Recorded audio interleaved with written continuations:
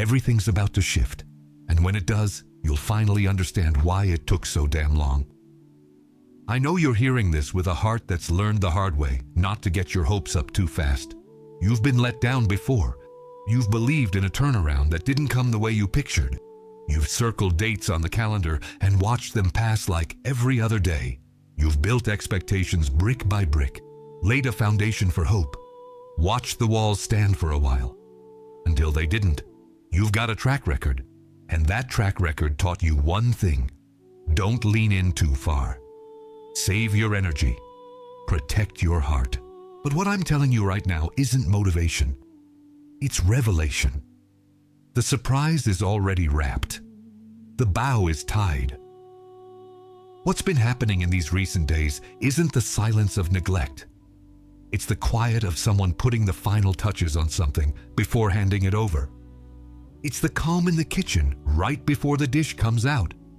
It's the stillness backstage a second before the curtain rises. What you've been reading as absence is actually the last moment of preparation before delivery. Stick with me through the end of this message. Before it's over, you're going to receive the exact sign that proves you're already ready to receive. And you won't have to force a single thing. But before we get there, I need you to let me see you for a minute. The real you. Not the edited version. I know how it's been. Not the version you tell other people. Not the summary that fits into a casual conversation. The real version. The one that surfaces at night when the house goes quiet and your thoughts decide to take inventory of everything that still hasn't shown up. Lying there in the dark, you start running down the list. What should have changed? What was promised but never delivered? What other people have already gotten while you're still waiting? The promise that got left half-finished. The door that stays locked no matter how much you pray, believe, declare, wait. And when the list runs out, the ceiling looks exactly the same. And you roll over and try to sleep with all of that still sitting inside you. You've mastered the art of saying, "I'm fine." The message comes out perfect. Right tone, quick reply, no hint that your hand was shaking while you typed it. You seek. You dedicate yourself.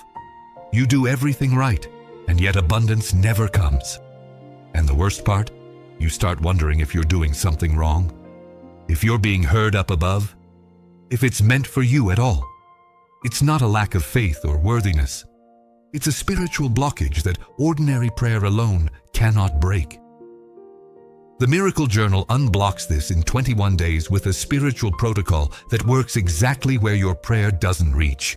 Along with the journal, you'll also receive as a gift the prayer guide and the Psalms manual with the most powerful sacred practices and texts to deepen your transformation. To claim your version of the journal, tap the link in the comments right below this video. Right tone, quick reply, no hint that your hand was shaking while you typed it. You've learned to function with pain. You've learned to smile at the right moment, to answer lightly, to not weigh anybody else down.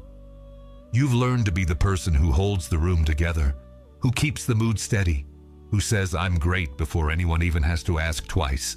But somewhere between what you showed and what you felt, you started quietly wondering if you were missing something. If there was a variable you couldn't see.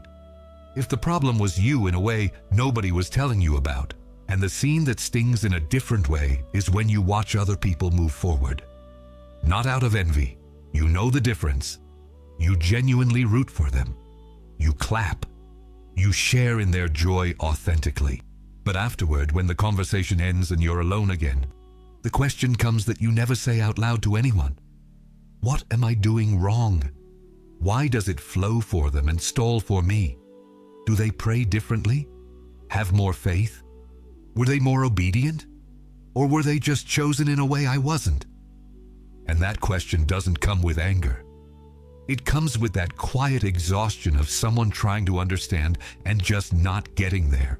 And the mirror early in the morning, before anyone else is awake. That moment where you try to manufacture hope. You try to build up a conviction inside yourself that today will be different. That this week will be the week. That something's about to move. But sometimes hope doesn't show up when you call it. It doesn't come on demand. And you go out anyway, without it. And you function the whole day without letting it show. And you come back to the same house, and the ceiling is the same at night. Hit like on this message right now. The like is your public amen. Heaven registers what you confess out in the open. What I came to tell you today is that this weariness has a name. The exhaustion of waiting so long that you stopped believing anything good was still being held back specifically for you. That has a name. And the name is not abandonment. The name is not rejection. The name is not punishment or being forgotten or payback for some mistake you made. What you're feeling has a different name than what the enemy taught you to call it. And you're going to know that name before you leave here. But first, 3 things I need you to know before we go any further. First, the silence that hurt wasn't forgetfulness. It was preparation time. There was something being built specifically for you that couldn't be delivered before the right moment. Not because you didn't deserve it sooner, but because earlier, the delivery would have been received in a way that wouldn't have done justice to what was prepared. There was maturing happening. Space being made. Something inside you was being shaped by the waiting itself, something that would be necessary to receive what was being held. Second, before you leave here, you're going to learn the protocol for making room so the surprise can fit when it arrives. It's not effort, it's posture. It's the difference between showing up with your hands clenched and showing up with your hands open. It's the difference between a vessel that's already full and a vessel that has capacity. Third, at the end of this message, you're going to be able to declare out loud that you're ready, and you're going to feel that declaration is true. Not anxious hope, quiet certainty. You'll recognize the difference between the two when you feel it. I placed you here because this word is for you. Every night you waited in silence, I saw. And nothing that was kept has been lost along the way. Nothing has diminished with time.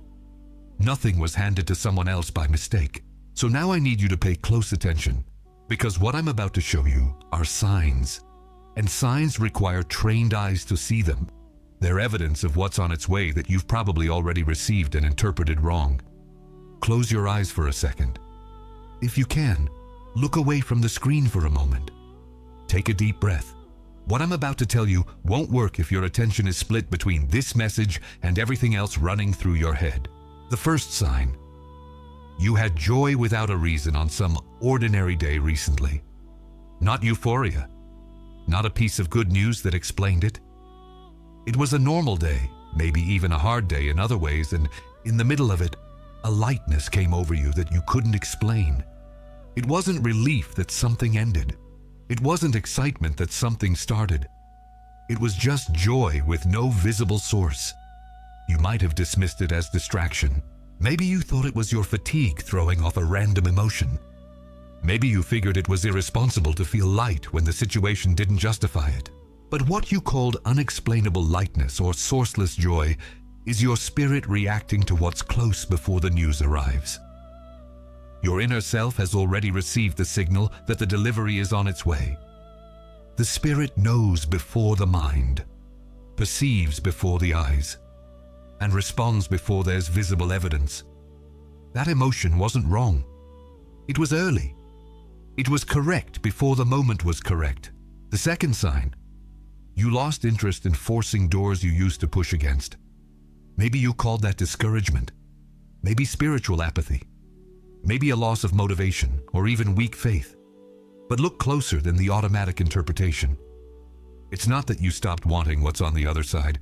It's that you stopped needing to push the door to prove you want it. The anxious urgency is gone.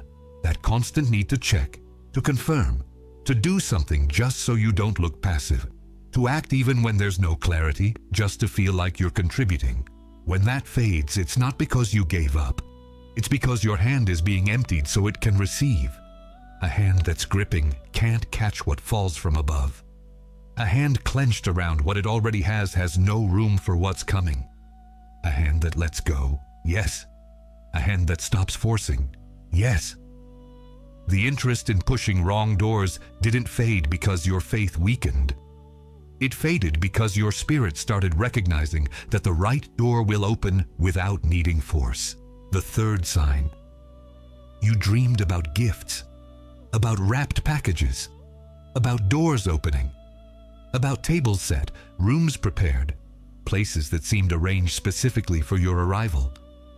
Or you had the feeling of arrival during a dream, of being expected, of crossing a threshold that had been closed before and now opened without effort. Maybe it wasn't literal. Maybe it was the atmosphere of the dream, the emotion that lingered when you woke up, that impression that something happened while you were sleeping, even if the images weren't clear. Your spirit rehearses the delivery before it happens. Your subconscious doesn't create from absolute nothing. It processes what your spirit has already perceived, and it responds with images that correspond to what's approaching. Those dreams weren't just dreams. They were your inner self practicing the reception of what's on its way. Now, the next sign is the hardest one to hear.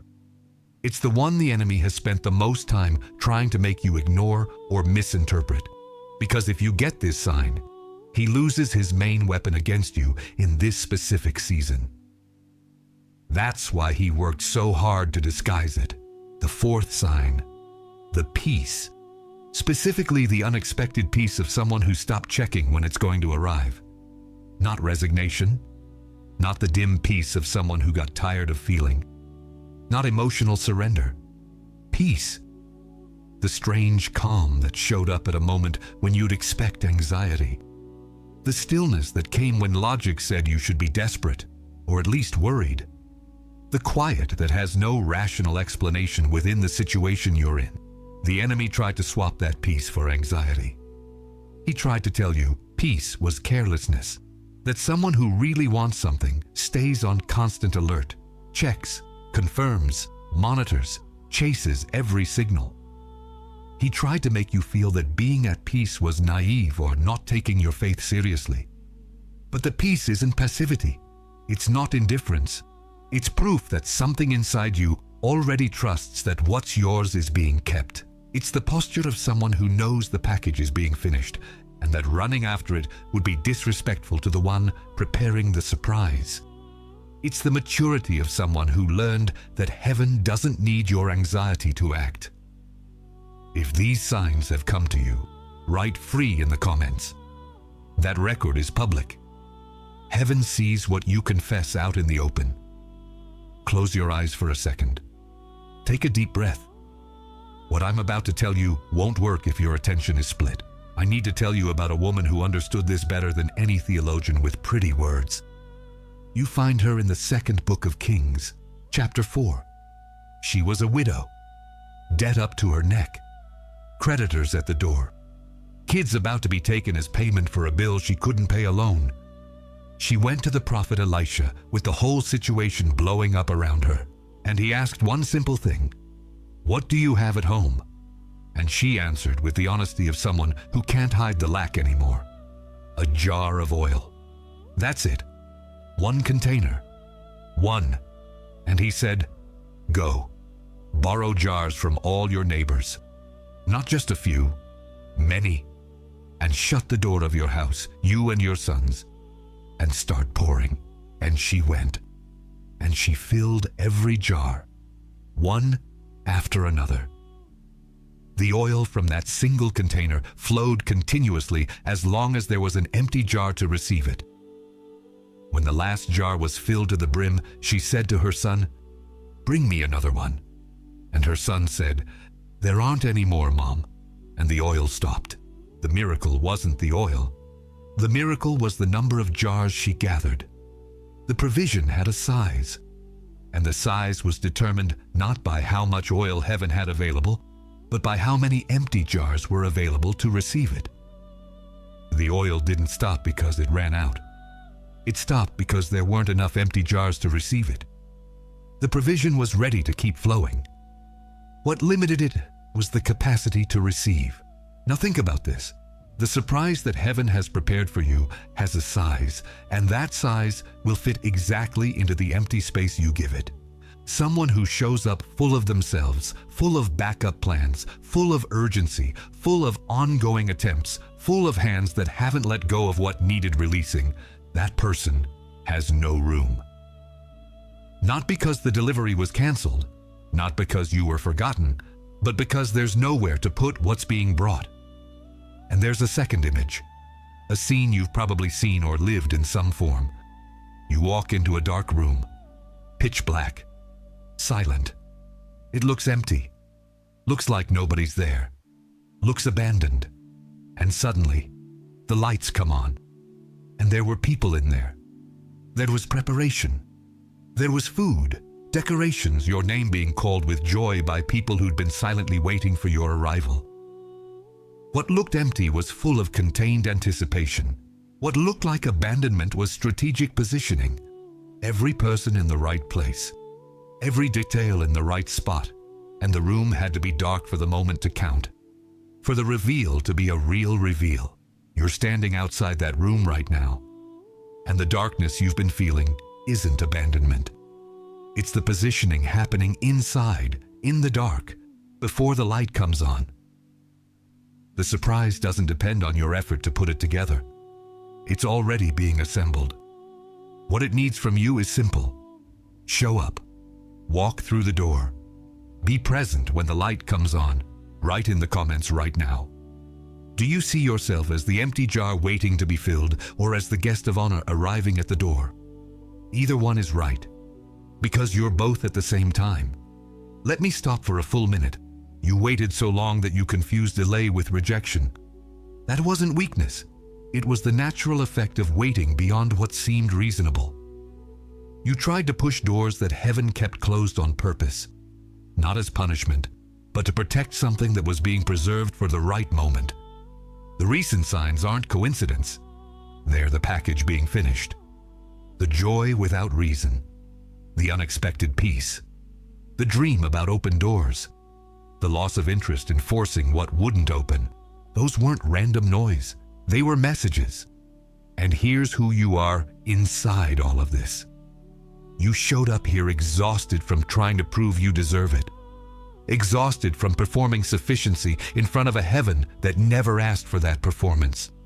Exhausted from building internal arguments about why you should be answered now, why your faith is enough, why your request is legitimate. Hear this carefully. The surprise was never about deserving. It was never a transaction. It was never a calculated reward for points accumulated in the line of who waited longest with the most consistency. It's about sonship. You are a son, and what was prepared because of who you are, not because you did everything right. What you're about to hear is not a human title. It's not a performance review. It's what I call you when I speak to heaven about you. You are the kept one, not the forgotten one. Not the one left for later out of carelessness or forgetfulness or lack of importance. Every time people put you at the end of the line, every time your name was the last one called, every time others got promoted and you stayed where you were, heaven reserved you for a greater delivery. Kept is not the same as forgotten.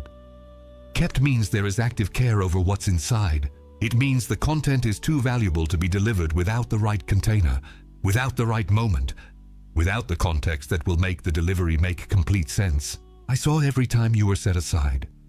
I saw every time your name was the last one called. I saw every meeting where you were overlooked. I saw every moment you were treated as replaceable by people who couldn't see what I see. And each of those times, I was keeping you for what others couldn't carry. For the delivery that needed someone shaped by the waiting. For the place that required someone who had been through what you've been through.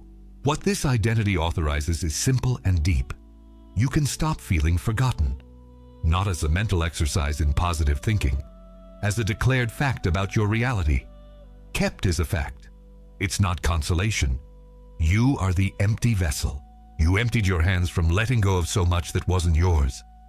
And for a long time, you thought you'd lost everything that mattered. You thought open hands meant progressive impoverishment. You thought the things that left took something with them that would never come back in any form. Every release hurt like a loss. Every open hand felt like a step backward, and you stood in front of an inventory that looked smaller than when you started. I saw every release. I saw what each one cost you. I know what you let go of that you wanted to keep. I know what left that you never asked to go. And what you interpreted as loss was active preparation. A full vessel can't receive. A hand clenched around what it already has no room for what's coming down. The space that's left inside you isn't lack, it's capacity. It's the exact measure of what's about to be placed. It's the volume prepared for the delivery that's on its way. What this identity authorizes, you can start seeing your own emptiness as an opening to receive, not as a deficit, not as failure, as living capacity for reception. You are the expected one. On the other side of the door you're standing outside of, there is a preparation that was made with your name in mind. Not generically for whoever showed up first. Specifically, your name was spoken in the planning. Your profile was considered. Your dimensions, your history, your formation through waiting. All of that was taken into account in the construction of what's ready and waiting. I know what you needed me to keep, and I kept it. I kept it intact. I kept it undiminished, and on the other side of the door, you won't have to beg to get in. You won't have to prove you deserve to be there. You will be expected. There will be a place with your name on it. There will be preparation made to your measure. There will be someone who says, "You're the one we were waiting for." What this identity authorizes, you can start living as someone who is expected, as someone who has a reserved place and is on the way to occupy it. Not as someone begging for attention, not as someone asking permission to exist, as someone who was expected and is arriving. Write in the comments now the name of the identity you just received. The kept one, the empty vessel, the expected one. Write which one hit first. Which one made your chest tighten in a way that felt like recognition, not news. And if you haven't subscribed to this channel yet, now is the time. This message won't be the last. Now I'm going to give you the protocol. Its name is the empty hands. 3 steps, simple in instruction, real in practice. They don't require performative effort. They require honest willingness. Step 1, name out loud. One thing you've been holding onto because you are afraid of having nothing if you let it go. It doesn't have to be the most important thing. Doesn't have to be the most obvious. Could be a plan you haven't released because it was the only plan you had, and without it, there seemed to be no way out. Could be a specific expectation about how the thing should come, about what form the delivery should take. Could be control over the timing, the need to know the date, the week, the month. Name it out loud. One thing. Doesn't have to be eloquent. Can be direct. Say, "I was holding on to this," and say the name out loud. Step 2. Physically open your hands right now. Palms up. Can be in your lap. Can be extended in front of you. Can be resting on your knees, open toward the ceiling. Let your shoulders drop. Let your jaw relax. This gesture is not just symbolic. Your body learns before your mind processes. When you open your hand, you're adopting the posture of someone who stopped gripping and started receiving. You're saying with your body what your spirit is already ready to say. Stay in this position as you continue. Step 3. Declare out loud, "There is room ready in me for what heaven has prepared." And stay silent for a moment after you say it. Don't fill the silence. Don't start thinking about the next thing. Stay in the silence for that moment. Let the declaration land. The sign of confirmation is not euphoria. It's not intense chills or dramatic tears or overwhelming emotion.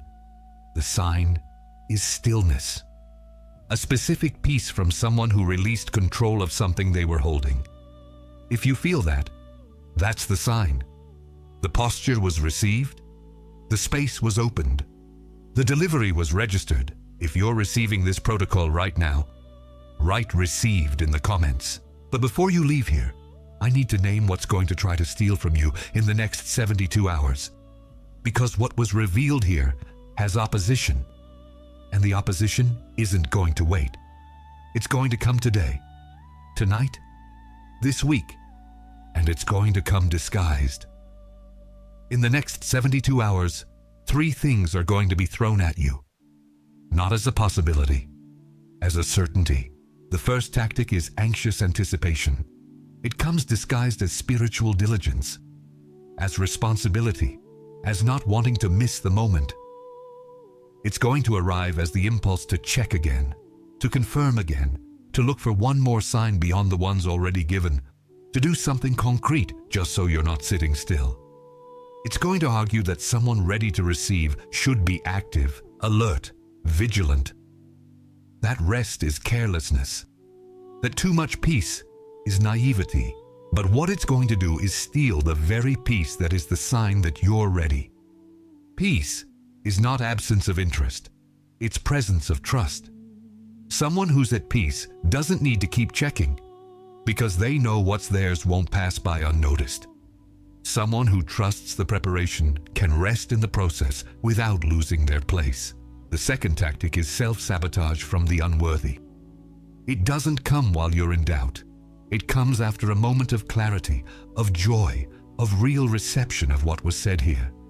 When you let your guard down because you believed. When your heart really opens. Right at that moment, it's going to whisper in your own voice, in your own tone. Good things aren't for you. Who do you think you are? Just wait until the disappointment hits again. You always end up in the same place, and it's going to try to make you close your hand before the delivery. It's going to try to make you prepare preventively for failure as a form of protection.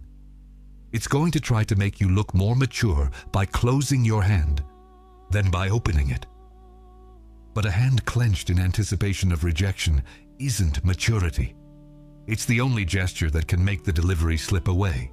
The third tactic is the rush to force. It comes as legitimate urgency, as a sense of responsibility, as the feeling that there's a window closing and you need to act now before it passes. It's going to say, if you don't chase it, you'll lose it. If you don't push the door, someone else will get in first. If you rest now, you'll be late, and it's going to push you back toward the same doors that heaven closed on purpose. Doors that look like the right doors, that have the appearance of what you want, but that were closed for protection. Because what's on the other side of them isn't what was prepared for you. The rush is going to try to make you go through the wrong door just to go through any door. And entering through the wrong door will consume the space you just opened, and the internal enemy. That voice that doesn't come from outside. That uses your own vocabulary, your own reasoning, your own logic built over the years. That says with intimate authority, I've already waited too long. This isn't coming anymore. The time has passed. I'm not the type of person these things happen to. That voice is going to show up right on the eve of the delivery, at the closest moment to the opening. Not by accident. It knows when the package is being finished, and it's going to make the final offer of surrender with all the credibility of your own inner voice. Write protected in the comments right now. The decree is sealed. Now put your hand on your chest. Close your eyes if you can. Take one slow, deep breath. Stay there for a moment. I want you to release 3 things before you leave here. Release the weight of thinking you were forgotten. That weight stayed for a long time. It came addressed to you, but with the wrong name. It wasn't yours to carry. It wasn't what heaven sent. It was what the enemy put in place of the truth while the truth was being prepared. Release the habit of checking and demanding the timing of the answer. The timing isn't yours to manage. And demanding the pace of someone who is preparing something for you with specific care only delays your own inner preparation. The answer has a timing that serves the quality of the delivery, not the relief of your waiting. Release the belief that you need to deserve it, to receive it. That belief looks like humility, looks like spiritual responsibility, but it's a dignity trap that makes you work to earn what's already yours by inheritance. You don't receive because you did everything right. You receive because you are a son. And a son doesn't need to earn what's already his by sonship. And now I speak to you directly. I saw you that night, lying in the dark, taking inventory of everything that hadn't arrived. I was there when the list ended and the ceiling stayed the same. I was there when you rolled over and tried to sleep with that weight inside. I saw your hand shaking while you sent that you were fine. I heard what you didn't say after the message was sent. I was in the silence after the screen went dark and you were alone with what you couldn't explain to anyone. I wasn't far. I was working. Every night you took inventory of what hadn't arrived and the ceiling stayed the same. I saw. Every morning you stood in front of the mirror before anyone else woke up trying to piece together hope with whatever you had. I saw. Every "I'm fine" sent with a shaking hand. I heard what was underneath every one of those words. And every time you chose to keep going, even without evidence, even exhausted from believing without seeing, even after another date passed without what you were waiting for, I registered it. The surprise wasn't prepared for just anyone. It was prepared to your measurements, with what you would need for it to make complete sense when it arrived, with the timing that took into account what you went through so you could receive the delivery the way you deserve. It wasn't generic. It was specific.